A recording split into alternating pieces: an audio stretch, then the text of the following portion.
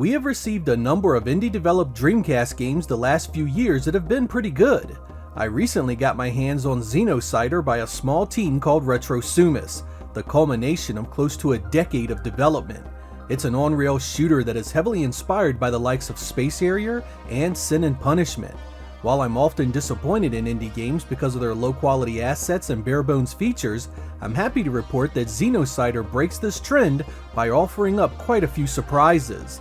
In this episode, we will be taking a look at it, its features, its gameplay, and the myriad of unlockables it has.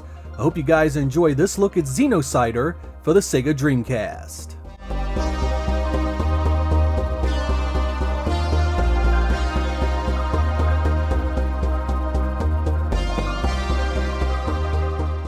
When you first fire up Xenocider, you are met with a simple choice of options in the story mode. You will notice, however, that there are an awful lot of question marks yet to be unlocked.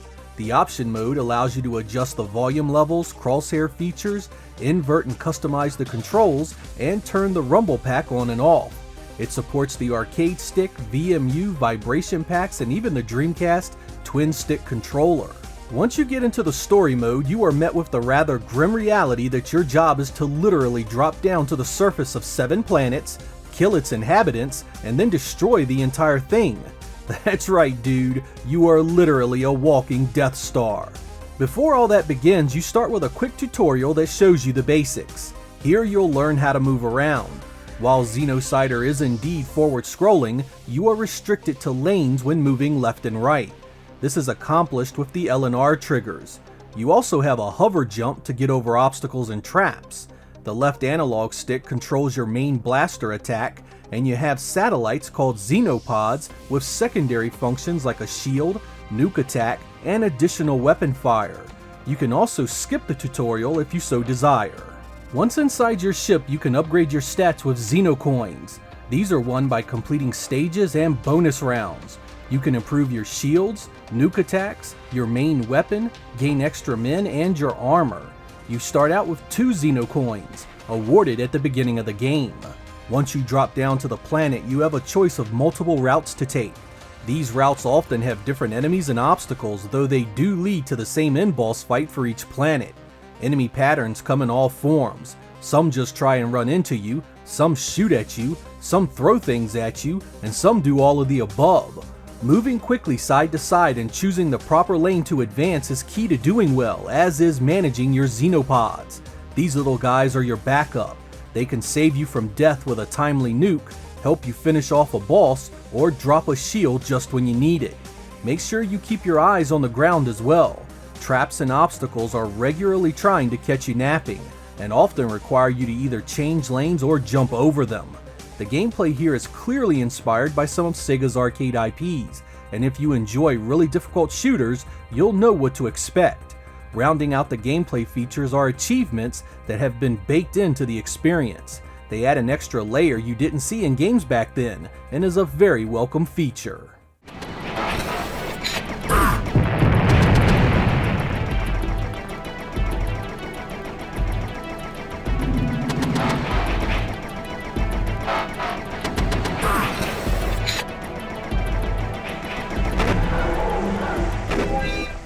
The graphics of Xenocider runs in the system's 480p VGA mode at a regular 60 frames per second.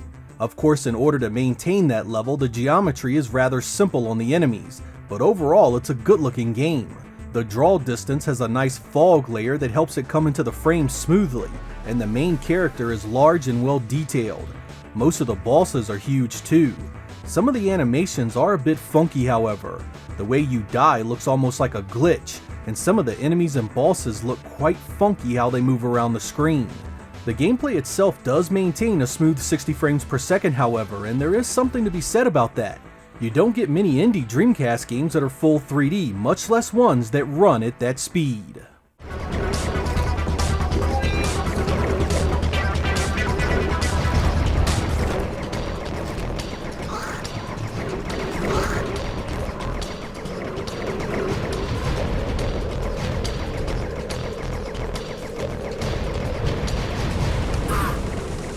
One area that really surprised me was the soundtrack. It has that 80s sci-fi feel to it that really takes me back. It's a damn shame there isn't a sound test built in because it really needs one. The ambiance this style of music creates can be listened to and enjoyed outside the game. Here are a few samples for you to see what I mean.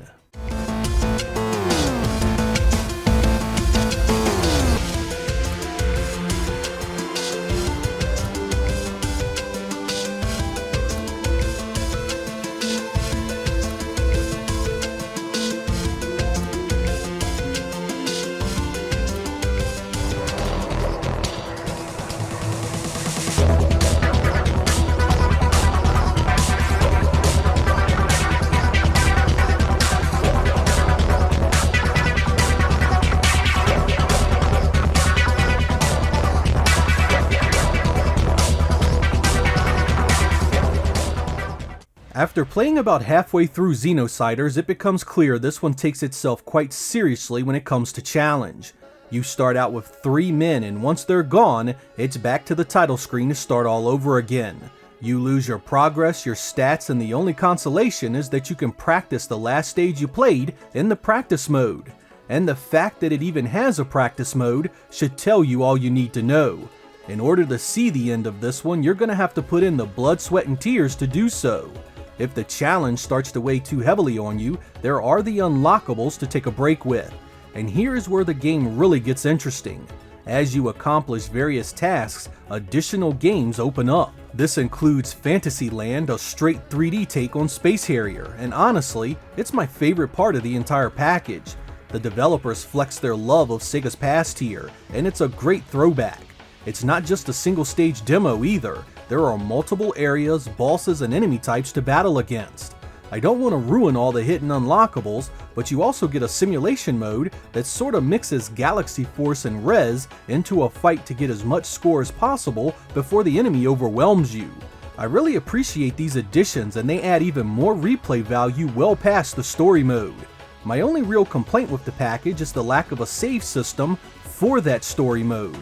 I understand wanting to keep the challenge high based on the arcade inspiration, but losing your progress and stats in 2021 is a disheartening experience. I often don't have time to give a game for long periods these days, and firing this one up each and every time to only be met with starting at stage 1 with no additional stats was tough.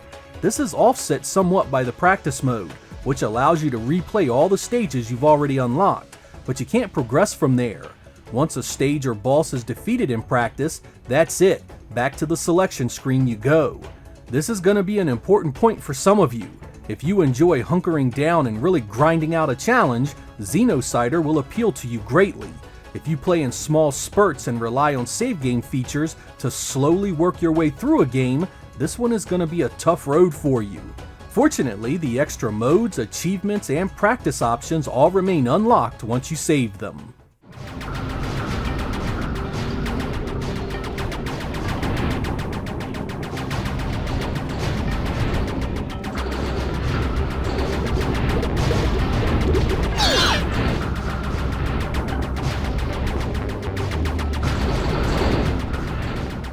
Reviewing indie games is always something of a stressful time for me.